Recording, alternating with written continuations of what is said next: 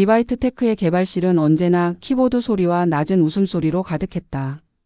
그 중심에는 윤지훈이 있었다. 입사 3년차 누구보다 성실하고 조용한 개발자였던 그는 회사에서 가장 신뢰받는 인재 중 하나였다. 그를 이끄는 사람은 박도연 팀장이었다. 36의 나이에 임원 트랙을 밟고 있던 도연은 부드러운 카리스마와 치밀한 전략으로 팀을 장악했다. 지훈은 그를 존경했고 도연은 지훈을 아꼈다. 적어도 겉으로는 그랬다. 두 사람의 관계는 회사 밖에서도 이어졌다. 주말이면 부부 동반 모임이 자연스러웠다. 지훈의 아내 정은은 전직 웹디자이너였고 도연의 아내 서아는 심리상담사였다. 네 사람은 같은 아파트 단지에 살았고 가끔 저녁 식사를 함께했다. 완벽한 관계처럼 보였다. 하지만 정은은 늘 뭔가 이상했다. 도연이 자신을 바라보는 시선에는 미묘한 무게가 실려 있었다. 농담처럼 던지는 말 속에는 경계를 시험하는 듯한 뉘앙스가 숨어 있었다.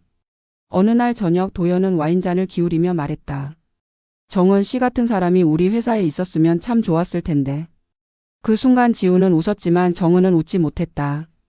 그 말 속엔 단순한 칭찬 이상의 것이 있었다. 소유하고 싶다는 욕망. 아니면 이미 잃어버린 무언가에 대한 집착.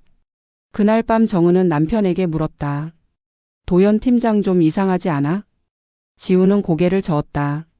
그냥 사교적인 사람이야. 너무 예민하게 받아들이지 마. 하지만 정은의 불안은 그날 이후로 점점 커져갔다. 그리고 그 불안은 예감이 아니라 이미 시작된 비극의 전조였다.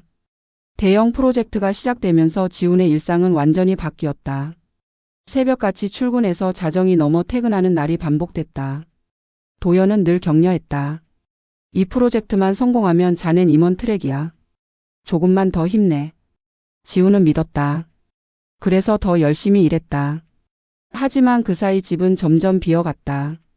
정은은 외로웠다. 남편과 대화할 시간은 사라졌고 혼자 저녁을 먹는 날이 많아졌다. 그럴 때마다 서아가 연락했다. 언니, 우리 저녁 같이 먹어요. 저도 요즘 혼자 있는 시간 많거든요. 두 사람은 자주 만났다. 카페에서, 레스토랑에서, 때론 서아의 집에서. 서아는 따뜻했고 정은의 말을 잘 들어줬다. 정은은 처음으로 마음을 터놓을 친구가 생긴 것 같았다. 어느 날 서아의 집 거실 소파에 앉아 차를 마시던 정은은 탁자 위에 놓인 작은 금속 물체를 발견했다. 넥타이 핀이었다. 은색 바탕에 작은 청옥이 박힌 디자인. 정은은 그걸 알아봤다. 지훈이 결혼기념일에 받은 선물이었다. 언니, 이거. 서아는 잠시 멈칫했다가 담담히 말했다. 아, 그거? 지난주에 지훈 씨가 두고 갔어요. 도연이랑 야근하고 집에 들렀었거든요. 정은의 심장이 요동쳤다. 지훈은 그날 야근했다고 했다.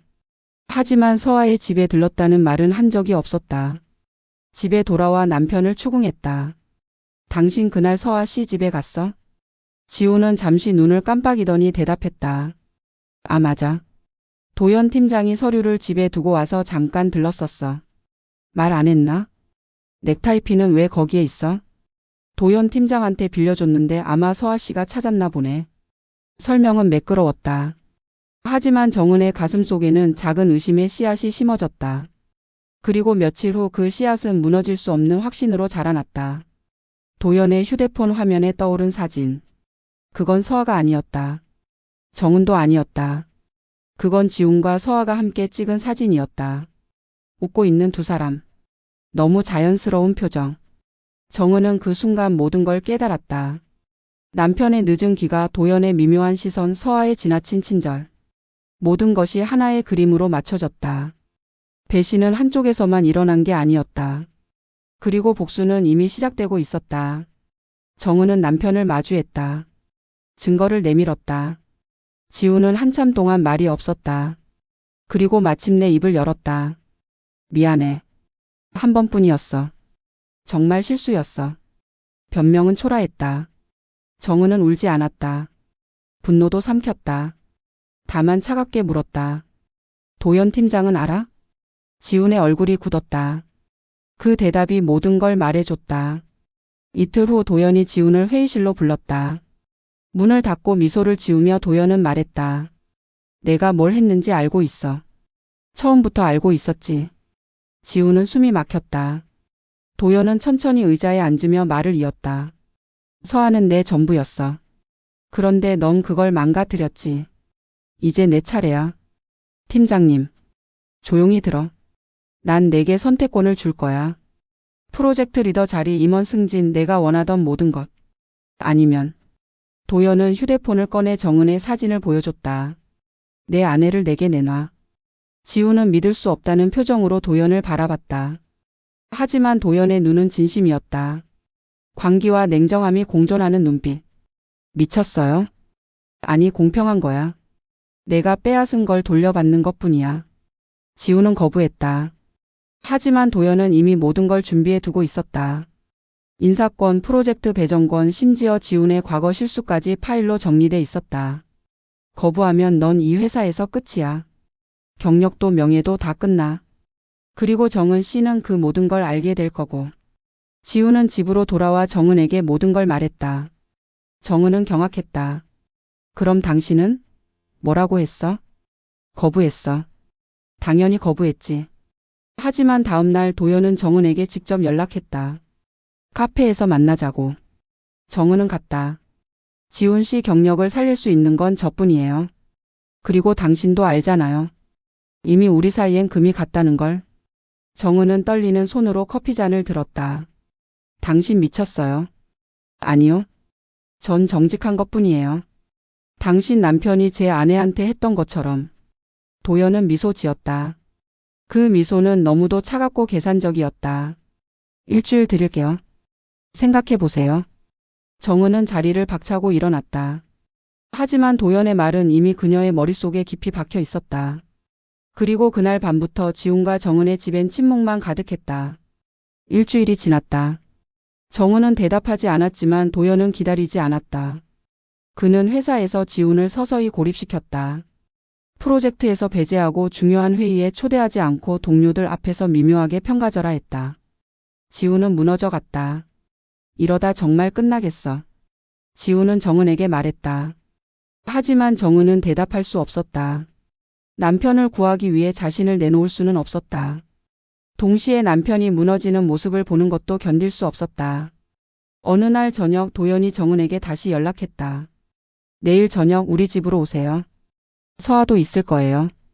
정은은 거절했지만 도연은 단호했다. 안 오시면 내일 지훈 씨는 해고 통보받을 겁니다. 정은은 떨리는 다리로 도연의 집에 갔다. 문을 열자 서아가 있었다. 그녀의 표정은 이상하리만큼 평온했다. 앉으세요, 정은 씨. 도연은 와인을 따르며 말했다. 오늘은 우리 모두 진실을 나눠야 할 시간이에요. 서아가 먼저 입을 열었다. 전 알고 있었어요. 처음부터. 지훈 씨와 제 남편이 저를 두고 벌인 게임. 정은은 충격의 말을 잃었다. 서아는 계속했다. 도연은 복수하고 싶어 했고 전 그냥 지켜봤어요. 당신이 어떻게 반응할지. 도연이 끼어들었다. 우린 모두 똑같아요. 배신당했고 분노하고 복수하고 싶어 하죠. 정은은 자리에서 일어났다. 당신들 미쳤어요. 전 이 게임에 참여 안 해요. 하지만 문 앞에서 정은은 멈췄다. 도연이 말했다. 나가는 순간 지훈 씨 인생은 끝입니다. 그리고 당신도 알잖아요. 이미 당신의 결혼 생활도 끝났다는 걸. 그 순간 정은은 깨달았다. 자신은 이미 이 게임의 한가운데 있었다. 선택의 여지는 없었다. 모든 것이 이미 무너지고 있었다. 며칠 후 정은은 서아를 찾아갔다. 둘만의 자리에서. 우리 이거 멈춰야 해요. 서아는 고개를 저었다. 이미 늦었어요. 하지만 끝낼 수는 있죠. 서아는 노트북을 열었다. 화면에는 폴더 하나가 떠 있었다. 제목은 증거들이었다. 도연이 저한테 한 것들, 당신 남편한테 한 것들, 회사에서 저지른 불법들. 다 여기 있어요. 정은은 서아를 바라봤다. 왜 이걸 모았어요? 복수를 위해서요. 근데 이제 알았어요. 진짜 복수는 그를 완전히 무너뜨리는 거라는 걸. 그날 밤 서아는 도연의 노트북에 있던 모든 파일을 회사 내부 서버에 업로드했다. 불법 녹음, 협박 메일, 사적인 영상들. 모든 것이 공개됐다. 월요일 아침 리바이트 테크는 혼란에 빠졌다. 내부 서버에 업로드된 파일들이 순식간에 퍼졌다. 직원들은 충격에 휩싸였고 임원진은 긴급회의를 소집했다. 도연의 사무실 앞엔 보안팀이 대기하고 있었다. 도연은 창백한 얼굴로 서아에게 전화했다. 당신이 한 거야? 서아는 조용히 대답했다. 네, 당신이 저한테 했던 것처럼요. 전 당신 거울이에요, 도연 씨. 전화는 끊겼다. 도연은 무너졌다. 직위 해제는 즉각 이루어졌고 법적 조치가 시작됐다. 회사 내부 고발은 언론에까지 번졌다. 지훈 역시 무사하지 못했다. 서아와의 관계가 드러나면서 신뢰는 바닥에 떨어졌다. 인사팀은 조용히 권고사직을 통보했다. 개인적인 문제가 회사에 영향을 미쳤습니다. 스스로 결정하시길 바랍니다. 지훈은 저항하지 않았다. 이미 모든 게 끝났다는 걸 알고 있었다. 정은은 집을 떠났다. 짐을 싸는 동안 지훈은 아무 말도 하지 않았다. 사과도 만류도 없었다. 다만 현관문 앞에서 정은이 돌아봤을 때 지훈은 말했다. 미안해. 정은은 대답하지 않았다. 문이 닫혔다. 서아는 다른 도시로 이사했다. 심리상담사라는 직업을 버리고 작은 서점을 열었다. 가끔 손님들은 그녀의 차분한 미소 뒤에 숨겨진 상처를 알아차렸지만 아무도 묻지 않았다.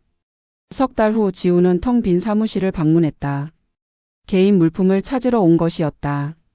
복도는 고요했고 그가 일하던 자리는 이미 다른 사람이 차지하고 있었다. 화장실 거울 앞에서 지훈은 멈췄다. 거울 속의 자신은 낯설었다. 수척한 얼굴, 초점 없는 눈빛. 그는 도연의 마지막 말을 떠올렸다. 우린 결국 서로의 거울이었을 뿐이야. 그 순간 지훈은 깨달았다. 도연을 미워했지만 자신도 도연과 다르지 않았다. 욕망을 위해 타인을 배신하고 책임을 회피하고 결과를 외면했다. 복수는 도연만의 것이 아니었다. 모두가 서로에게 복수하고 있었다. 거울은 아무 말도 하지 않았다. 다만 차갑게 그를 비춰줄 뿐이었다. 지훈은 건물을 나섰다. 뒤돌아보지 않았다. 이제 남은 건 폐허뿐이었다. 관계의 폐허, 신뢰의 폐허, 그리고 자기 자신의 폐허. 복수는 칼이 아니었다. 그건 거울이었다. 타인을 향해 휘두르는 순간 결국 자신의 얼굴을 베는 약속. 그리고 그 약속은 누구도 지킬 수 없는 것이었다.